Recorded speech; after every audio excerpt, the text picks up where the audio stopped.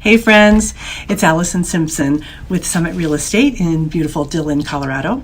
I get lots of questions from sellers and buyers, obviously, about real estate.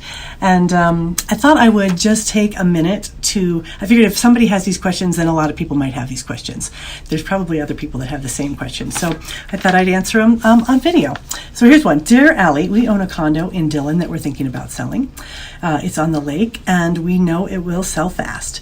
We're concerned about how to get the best offer and to handle multiple offers we've heard that people are getting. Do you have any advice? Sue in Dillon. So that is a great question, Sue, and I will say multiple offers are back. They're back. The market is very, very robust here. Selling a property can be stressful, and multiple offers can make it even more complex and even more stressful, but it doesn't have to be with some advanced planning.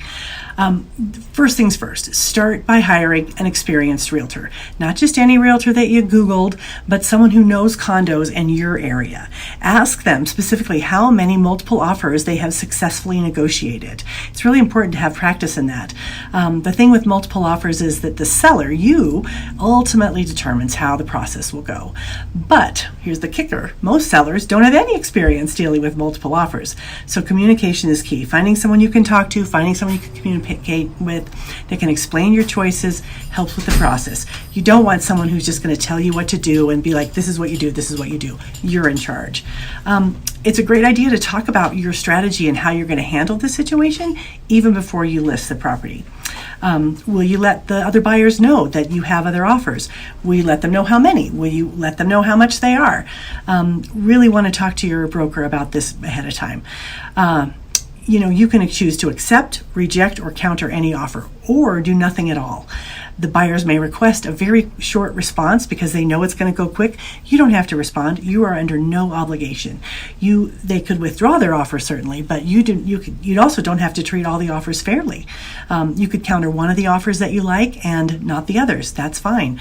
I guess some buyers think that when you go back to them and you say, give us your highest and best offer, that it's some sort of an auction situation. But in reality, it's not that at all. It's simply not true. You are in control. As the offers come in, you don't have to negotiate with your first offer. And in fact, it may make sense to put a pause clause in the MLS. I kind of made that name up. I don't know what it's really called, but it's where you put the property in, like say on Thursday, and you say, we're not going to be accepting any offers until Monday. That gives you a chance to just give the most exposure to your property and get as many people looking at it as possible. That's not appropriate for all situations, but because some buyers may be really turned off by that, not want to get in a bidding war. Buyers are pretty savvy about it right now. They understand that there are multiple offers on many properties. As a matter of fact, the refrain right now isn't where did you buy in Summit County? It's how many offers did it take for you to get your place in Summit County? So it's kind of funny, but not really funny. Secondly, as tempting as it may be to choose the offer with the highest price, don't do that, at least not without doing some careful consideration.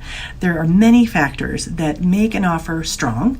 I have a chart that I use in my office that has to keep track of the multiple offers and look at all the things that you have to keep track of. Certainly financing is a main one. Are they paying cash? Are they getting a loan? Have they included a pre-approval letter? Have they included their proof of funds? An interesting thing also is, do we have an appraisal gap? Are they prepared to cover that? What that means is if the property doesn't appraise at the purchase price, are they willing to add additional cash to make sure that the loan still goes through? Ultimately, you are the decider. You are the one that makes the decisions, and you're the one that's going to decide which one feels the best to you. It can certainly be an emotional decision to sell your property. It is. The best offer, you accepting it, should be based on facts, logic, and data, and also a little bit of gut instinct. So use all of those factors and work with your broker to find the best offer and to accept the one that really makes the most sense. One other thing I will say too is, in this market right now, I am seeing that I think it's a good idea to really consider a backup offer if you have multiple offers on your place. Because multiple offers situations tend to increase the price. The more offers you get, the more the price goes up on the property. And so if you accept the offer you think is the best, and then you take the second best as a backup offer, well, it's no guarantee that it will go through. You know you've got somebody who's excited and somebody who could be happy to be in line if the first one falls through. So anyway, just a thought. Let me know if you have any more questions. Write to Dear Allie anytime.